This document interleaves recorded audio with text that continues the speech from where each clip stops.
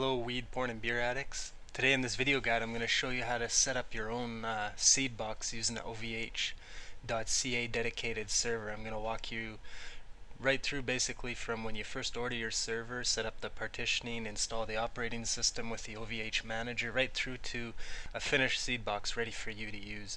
Great way to save some cash, no reason to pay a seed box provider for something that you can do in 10-15 minutes.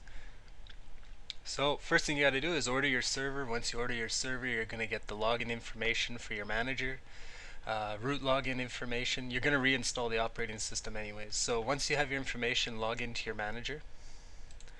It's going to look something like this. You're going to choose Ubuntu server 12.04, precise pangolin.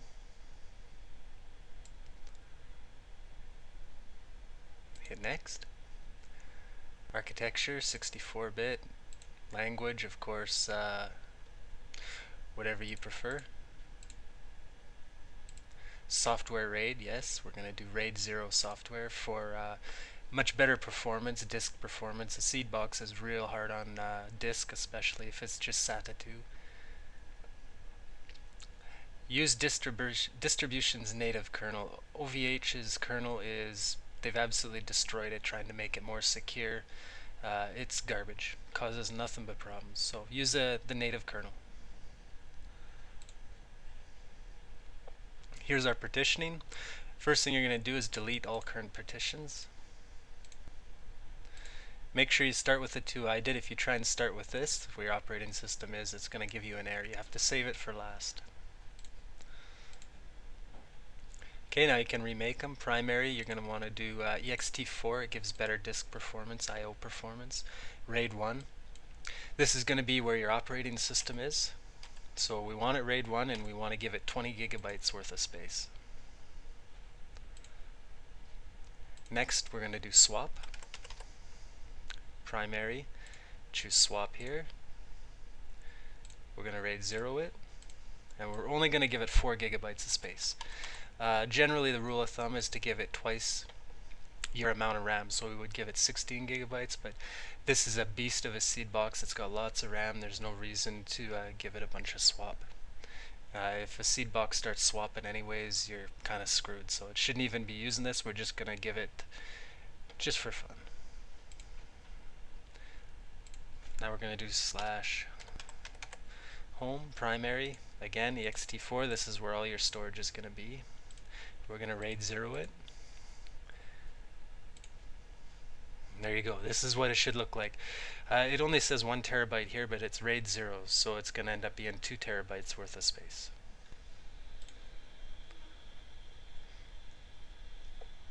And you can go ahead and name this seedbox template, whatever. So should you get another dedicated server or want to reinstall, you just go straight to this, you choose the name, and it reinstalls using the settings that we just set up. Now I'm not going to confirm this because I don't actually want to reinstall and wipe my my dedicated server, so we'll stop there on that. And now we'll get into doing the actual setup and installation of the seed box. You can also get this guide here, as you can see in our forums, that goes in detail. So you're going to need to log in to your server now using SSH. PuTTY is the program to do this, the preferred program.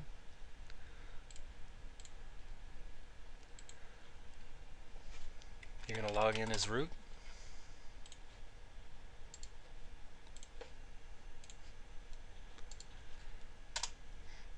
Okay, first thing we're going to do, since we're logged in as root, we're going to update and upgrade the system.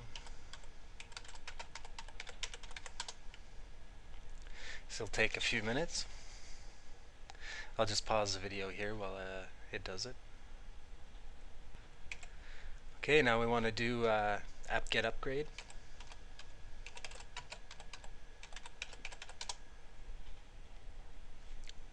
Yes. This can also take a minute or two, so I'll pause the video. And there we go, it's fully updated. Now we're ready to grab the script from our servers. Actually, first thing we're going to do is we don't want to use root. Using the root user to install stuff is generally not a good idea. There's a few exceptions, but for this we're going to add a new user that we're going to install under. So we're going to add a user.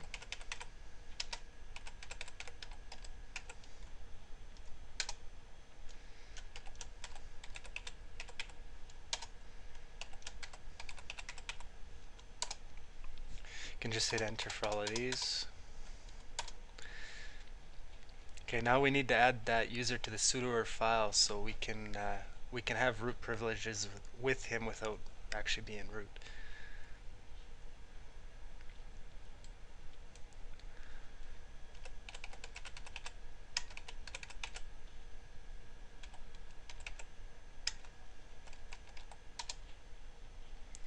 There you go. Now that user can have root privileges. So we're going to, I'm just going to minimize this. We're going to log in now with SSH with that user we just created.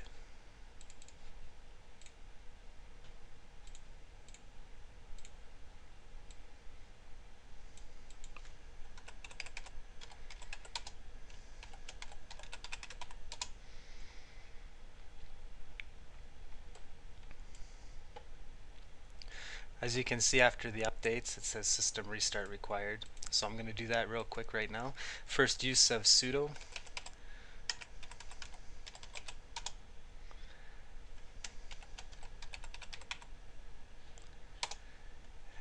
And there it goes. I'll pause the video while I wait for the server to restart. Okay, as you can see, I've rebooted the server, it's fully updated, and I've logged back in with our seedbox user that we created, or that I created, whatever you named yours.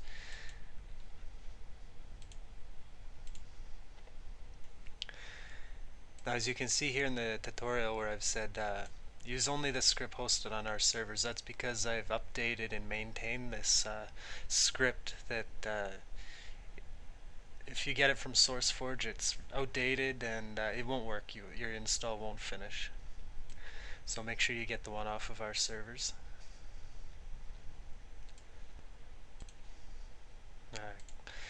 Put some commands here just for make the video a little shorter for everybody.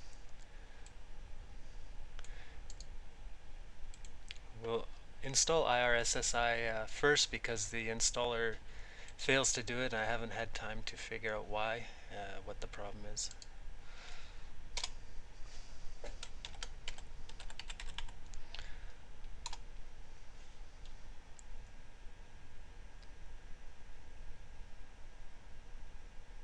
There we go, all installed. Now we'll get the actual install script off of our servers.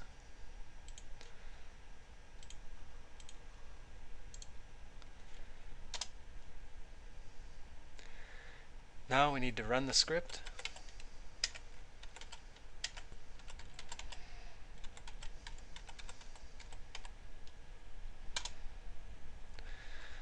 Apache is fine unless you want Nginx or LightPD for whatever reason, but Apache is fine. Yes, yes, yes, absolutely. You can use the same user that you created in my instance, seedbox, but I prefer to create another user that doesn't even have sudo privileges.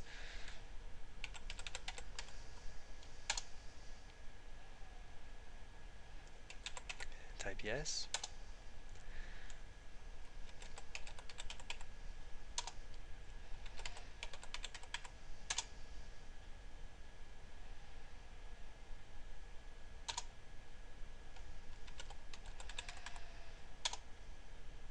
Okay, you're all done adding that user. Just hit enter unless you want to add another user, maybe for a friend or something. Yes, we want to install VSFTPD, very secure FTP. Yes, we want to use encrypted FTP. That's very important. You don't want your ISP seeing what you're doing, or your dorm, or whatever. FTP port number I usually change to something high. Something like this. This script, like I said, there's different versions kicking around. A lot of different people have used it. So for security reasons, I prefer to change the default port.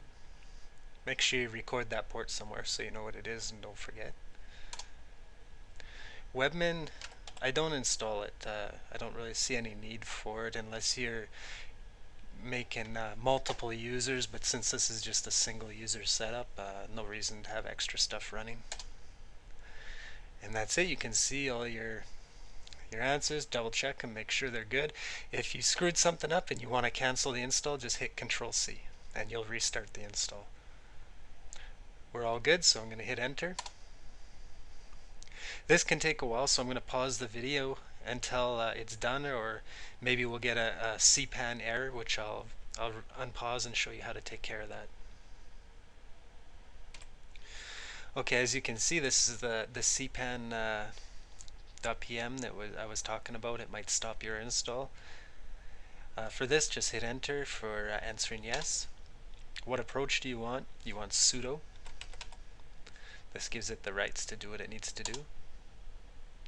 And yes for this last one. And again, this will take a little bit. This should be the only stop on the automated install. After this, it'll complete all the way, and once it's done, your seedbox will be ready to rock. I'll pause this again because it can take a bit, and I'll unpause when we're complete. And there we go. As you can see, the installer, it's completed successfully, no errors. Everything should be good to go. Make sure you record this information so you don't lose it and end up wondering where your install is, your IP, whatever. When you log in, make sure always you use HTTPS so your connection's encrypted and you're not sending stuff out plain text. That's very important. Never use the HTTP. Now let's have a look real quick and make sure that it's up and running.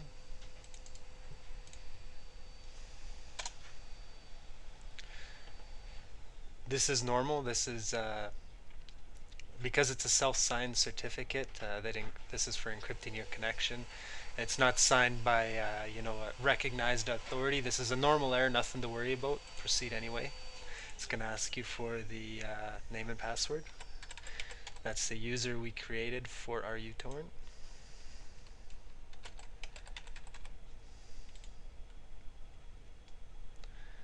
And there we go. As you can see, we have a fully functioning seedbox ready to go.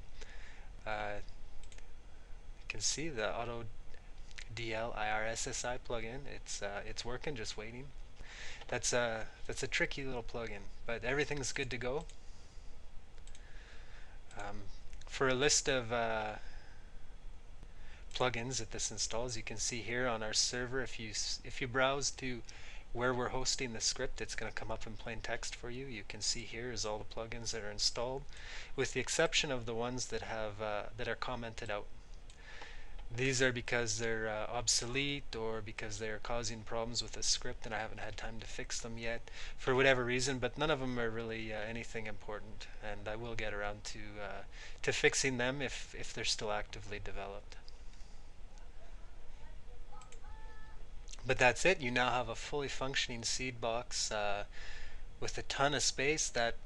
That server that I use from OVH, it's only $40 a month. You end up with 2 terabytes of space, 5 terabyte transfer, 8 gigabytes of RAM for $39, $40. You can't go wrong.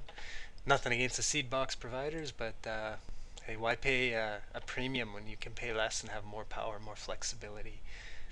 I hope this video guide from weedpornandbeer.com saves you some cash, maybe helps you learn a little something. If you have any questions, you need help, you can post in the thread, or you can join me on our IRC, which is here, irc.what.cd IRC server. Weed, Porn, and Beer is the channel. Rock on, everybody. I hope you enjoyed this video guide. Thank you.